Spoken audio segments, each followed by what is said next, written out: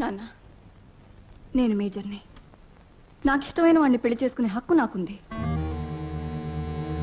నేను మీ అమ్మాయిని పెళ్లి చేసుకుంటాను, కానీ నాకు ఉద్యోగం వస్తేనే పెళ్లి. జరిగిందేదో జరిగింది. మా మీద కోపంతో ఇంతకాలం వాడికి ఉద్యోగం దొరకకుండా చేశారు. దయచేసి ఇప్పుడైనా వాడికి ఉద్యోగం ఇప్పించండి. మా కుటుంబం మీకెంతో రుణపడి ఉంటుంది. నేను కూడా మీతో ఓ మాట చెప్పాలి. మీ అమ్మాయి మా ఇంట్లో ఉంటే మీకు బాగుండదు, మాకు బాగుండదు. అందువల్ల ఆమెను మీ ఇంటికి తీసుకెళ్ళండి.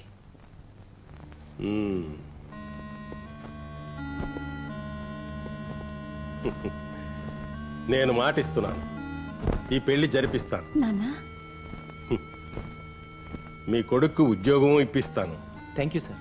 అంతేకాదు, మీ కుటుంబానికి ఇంకా ఎంతో చెయ్యబోతున్నాను. అదేమిటో తర్వాత మీకే తెలుస్తుంది. పద. చూడండి, 90 రోజుల్లోగా నేను స్థలం కొని ఇల్లు కట్టి గృహప్రవేశం చేయాలి. అందువల్ల తక్కువలో ఒక మంచి స్థలం ఉంటే చెప్పండి. అయితే బ్రహ్మాండమైన స్థలం విజయవాడ గుంటూరు రోడ్లో ఉంది, కావాలా? సుబ్బయ్య నగర్. సుబ్బయ్య? నా పేరు కూడా అదేనే. చూసారా, దైవానుగ్రహం అంటే అదే. అక్కడ దొంగల భయం ఏమి ఉండదు. ఎంచేతంటే అక్కడ మీ కుటుంబం తప్ప మరి ఎవ్వరు ఉండరు. అక్కడ 3,000 అంతే.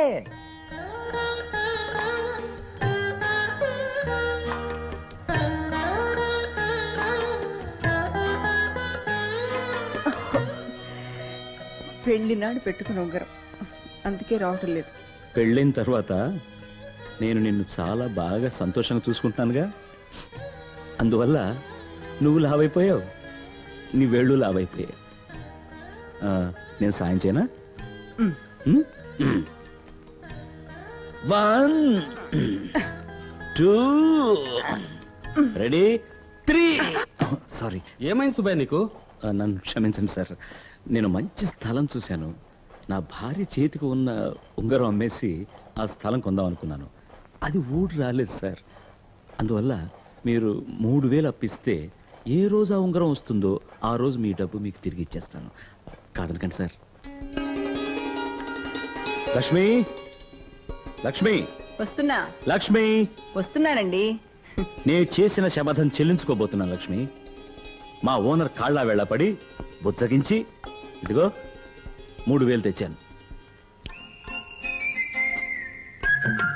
మిస్టర్ సుబ్బయ్య, మన ఇంట్లోనే 1000 సమస్యలున్నాయి. ఈ రేడియోలో ఎప్పుడు సుబ్బయ్య నాటకం వేసి సుత్తి కొట్టి చంపేస్తున్నాడు. దయచేసి రేడియో ఆఫ్ చేయకండి. నేను దుబాయ్ శాఖని. మీకు తెలియకుండా మీ ఇంటి రేడియో కనెక్షన్ ఇచ్చి మాట్లాడుతున్నాను.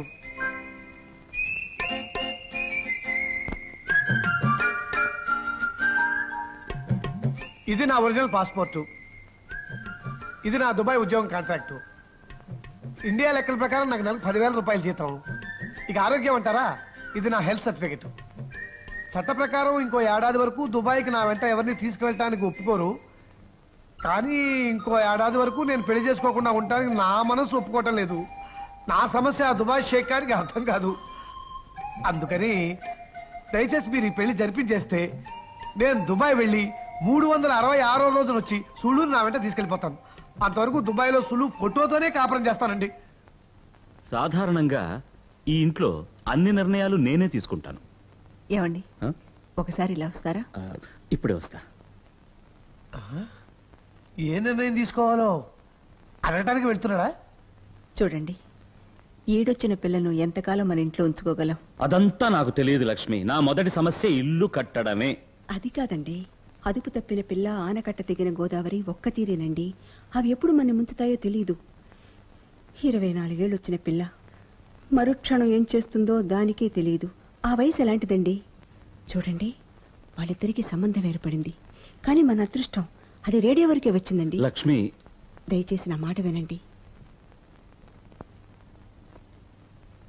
ఏ నిర్ణయం తీసుకోవాలో అడిగారా సార్? మీరు సరేనంటే పెళ్లి ఖర్చులన్నీ నేనే భరిస్తాను.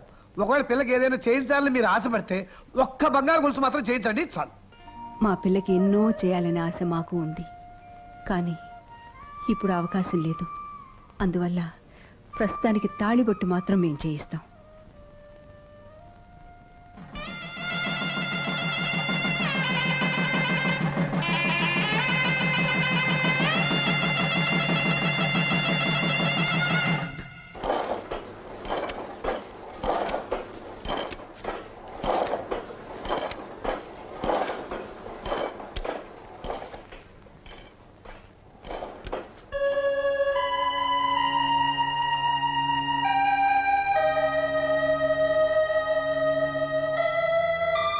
ఎందుకు సార్ మెయిన్ ఆఫ్ చేశారు?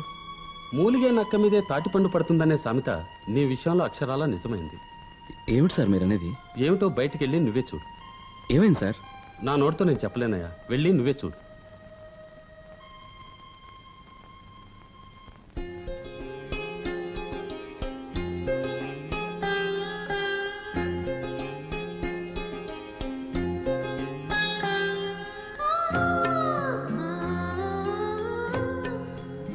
సార్, ఊరు వదిలిపోతున్నా.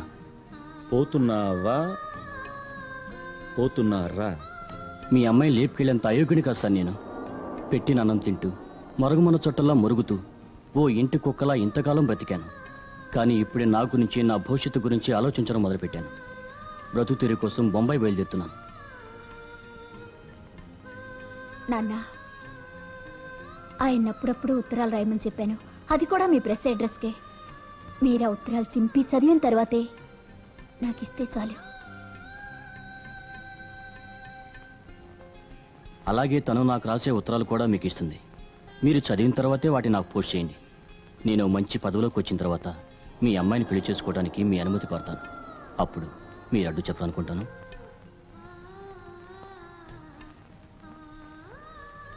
నువ్వు తప్పకుండా పైకొస్తావు, పైకొచ్చి నా కూతుర్ని పెళ్లి చేసుకుంటావు అనే నమ్మకం నాకుంది. ఆ నమ్మకంతోనే ఇప్పుడు నీకు వీడ్కోలు చెప్తున్నాను. వెళ్ళిరా బాబు. పంపించమ్మా. నాన్న, అవును, నాన్నే చెప్తున్నాడు. వెళ్ళమ్మా, వెళ్ళరా బాబు. క్షేమంగా వెళ్ళి లాభంగా రా. పద.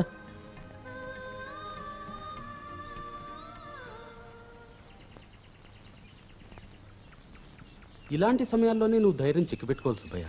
జీవితం అన్నాక కష్టం సుఖం అన్నీ ఉంటాయి. అవునండి. ఇప్పుడు మీరు లోపల నా దగ్గర ఏమన్నారు? మూలిగే నక్క మీదే తాటిపండు పడుతుంది అన్నాను. అప్పుడు మీరే అనక్క. ఏ? వాళ్ళ ప్రేమ నేను అంగీకరించాను.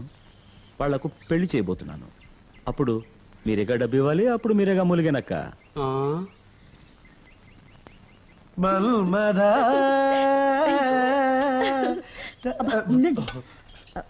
వదినా, మేము సినిమాకి వెళ్తున్నాం. రాత్రి భోజనం బయట చేస్తాం. అలాగే. మంచి పిల్లని అమ్మాయి, ఇలా చూడు. కడుపున పుట్టిన కూతురు పెళ్లి చేసుకున్న మొగుడుతో ఆనందంగా ఉండాలనుకుంటుందే తప్ప పైనుంచి ఇంటికొచ్చిన పిల్లవి నీ బ్రతికిలా ఏడిచిందనే అక్కర మీ అత్తగారికి ఏమైనా ఉందా? అదేనమ్మా లోకం తీరు. అలా అనకమ్మా.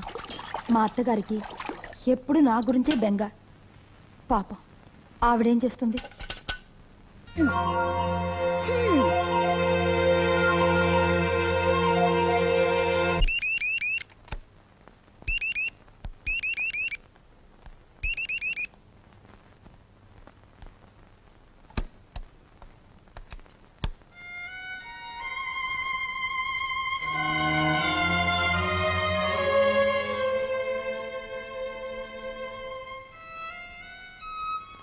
Please come in.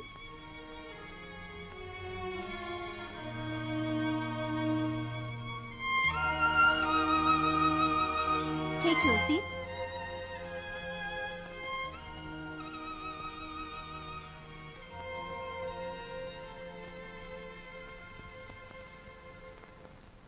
What made you come all the way? What's your problem? నువ్వు ఇంగ్లీష్లో మాట్లాడితే నాకేం అర్థం కాదు. నా కొడుకుని విడిచిపెట్టమ్మా. నా కోడలు కాపురాన్ని నిలబెట్టమ్మా. ఇది అడగటానికే వచ్చాను. What?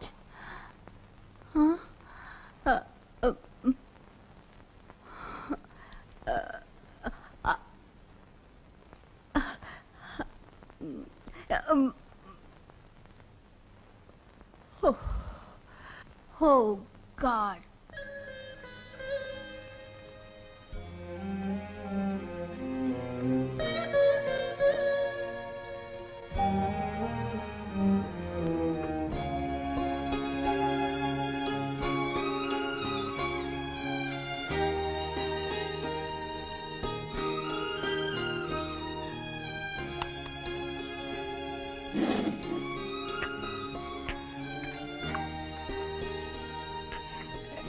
ఇది బాగుంది కదా?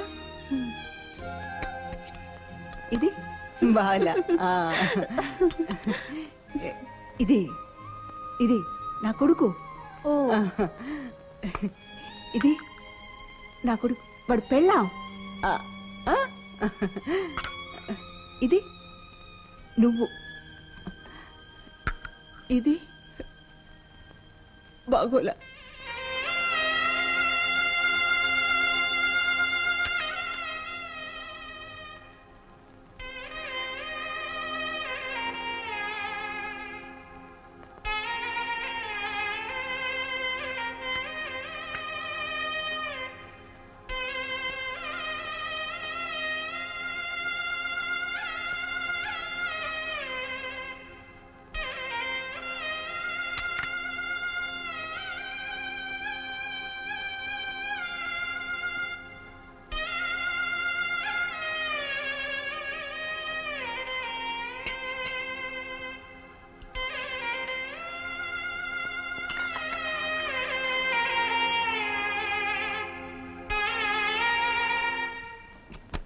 Hey, you. George. Nice, sweetie. No.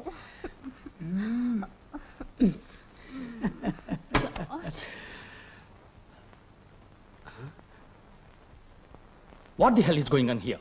Bloody fool. You should have taken my permission before entering into my bedroom. You know something? You are a bloody bitch. Mind your language. I'm not a private company for you only. I'm a public limited company for everybody. I'm open to all. Yesterday you, today George, tomorrow Salim. Get lost. Come on, Come on, George.